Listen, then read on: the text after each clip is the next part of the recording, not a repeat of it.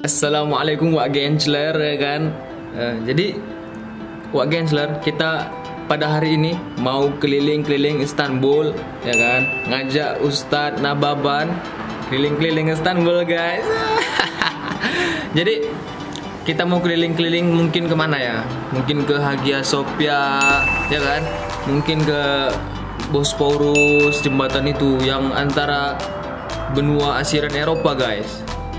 Ya kan, atau enggak nanti kemana lagi ya, ke Dolmabahce mungkin, atau ke Besiktas.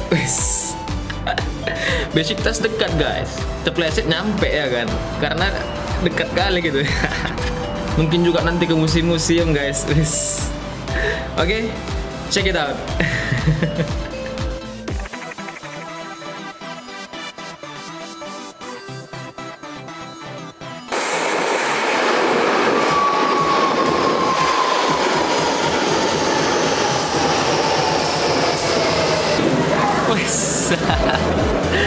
Wes guys, kita lagi di Grand Bazaar guys, ya kan? Sama Ustadz Nababan, ya kan? Lagi jalan-jalan, ngeliat-ngeliat tas lah ya kan, guys. Paten Grand Bazaar. Ini Ustadz Nababannya nih, mau lihat.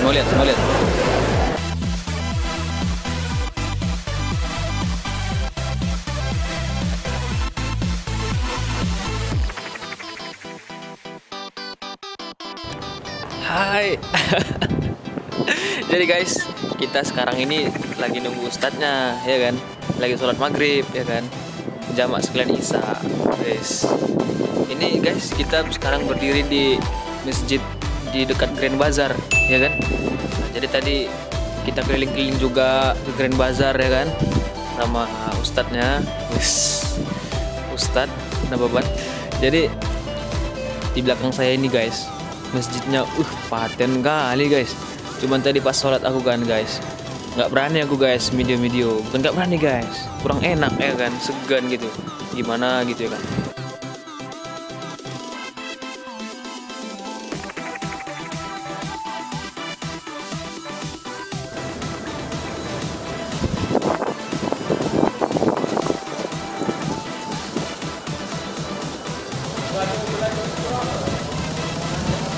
Oke guys, kita sekarang berada di dalam Hagia Sophia ya kan. Yang dulunya sejarahnya itu Hagia Sophia dibangun sama orang Kristen guys, orang Bizantium ya kan. Udah lama kali ceritanya ini. Pokoknya berapa nenek moyang di atas kita lah gitu ya kan. Jadi ini Hagia Sophia nih letaknya kan di Istanbul ya kan.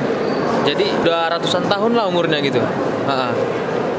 Dulunya ini dibuat sebagai gereja, terus kemudian datanglah Kesultanan Sultan Fatih ya kan, Sultan Mehmed, dibuka lah ini buat masjid. Dulunya ini Istanbul ini nggak Istanbul namanya guys, dulunya Istanbul ini namanya Konstantinopel ya kan. Diperang, dihancurin sama pasukan Al-Fatih, Muhammad Al-Fatih. Jadilah Kesultanan Mehmed, dirubah namanya jadi dari Konstantinopel jadi Istanbul. Nah inilah dia guys, dulunya ini gereja, jadi masjid, kemudian sekarang jadi museum. Jadi sekarang guys ceritanya, aku itu lagi sama Ustadz Nababan ya kan. Ada yang kenal Ustadz Nababan kalian? Aduh, kalau nggak kenal kalian payah kali lah kalian. Paten guys, paten.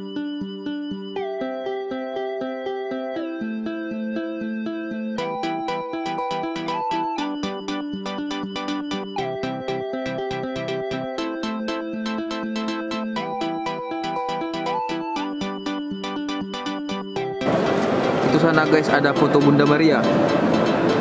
Bunda Maria lagi megang anaknya itu. Ini Nabi Muhammad SAW. Ini Allah Ta'ala. Ini mimbar masjid. Nah, jadi ini di bawahnya lagi perbaikan juga nih guys.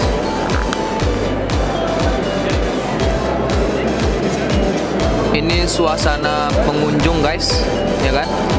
Kebetulan hari ini bukan hari libur, jadi ya agak sepi gitu Hagia Sophianya. Tapi walaupun agak sepi, tetap ramai tempat para mancanegara berkeliling-keliling, khususnya di Turki, di Istanbul.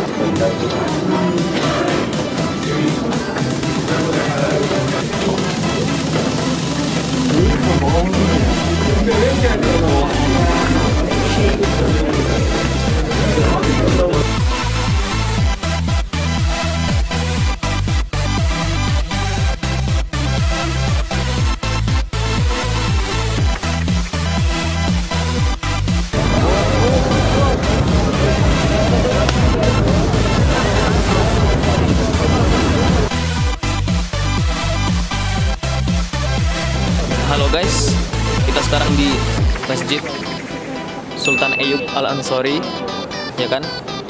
Jadi Masjid Sultan Ayyub Al-Ansori ini dibangun pada pemerintahan Sultan Mehmed yang kedua atas saran ataupun bisa dibilang perintah dari Syekh Sultan Mehmed.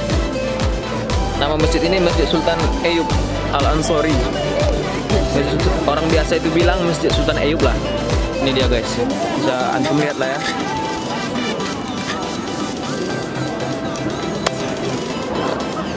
Ini masjidnya, dalamnya Masya Allah guys. Nah, seperti biasa, awak segan guys videokan di dalam ya kan, karena tahulah ya kan, di dalam itu orang sholat, kalau kita ngerekam kan agak terganggu gitu ya kan, jadi nggak awak rekam ya kan.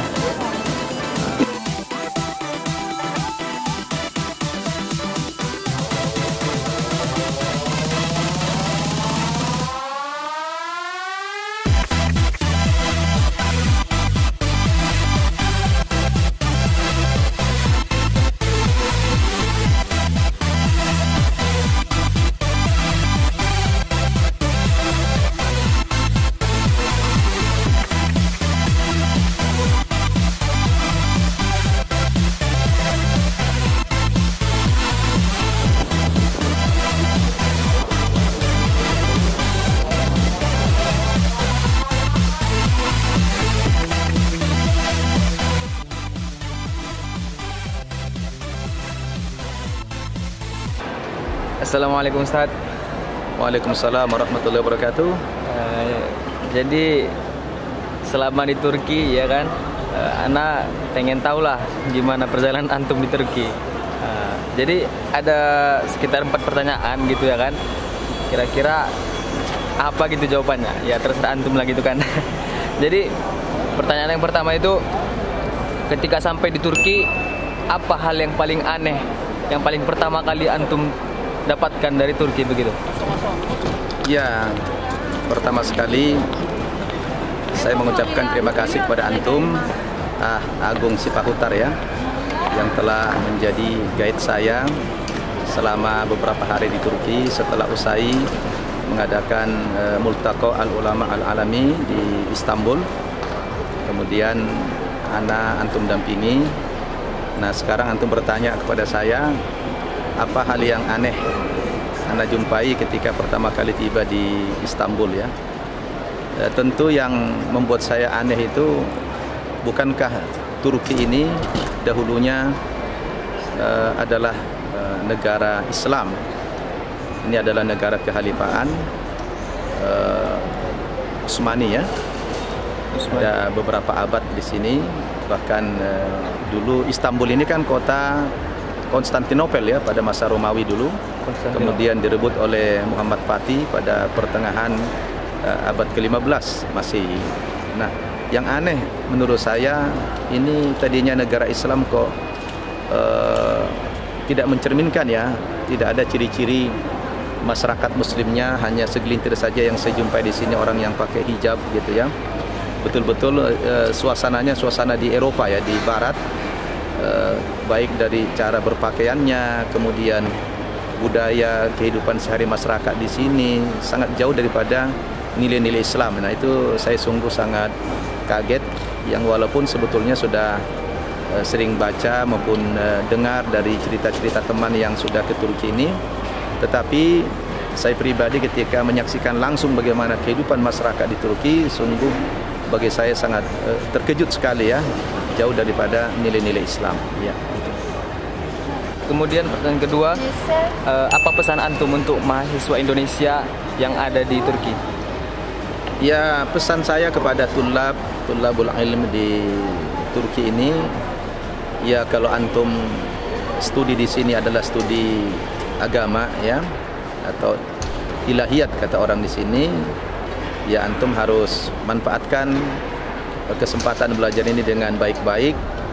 Tapi ya sebaiknya kalau bicara tentang syariah, studi agama, sebenarnya jangan tanggung. Sebaiknya antum-antum ini langsung ke Mesir atau ke Saudi atau ke Sudan gitu ya. Tapi oke lah, karena mungkin takdir antum ya, para tulabul ilmi datangnya ke Turki ini, maka pesan moral saya ya sebenarnya di mana saja kita menuntut ilmu itu selalu ada ilmu ya kan, tinggal bergantung kitanya ya, sungguh-sungguh apa tidak. Nah, jadi antum harus bersungguh-sungguh, kemudian ada target yang antum harus capai. Targetnya apa?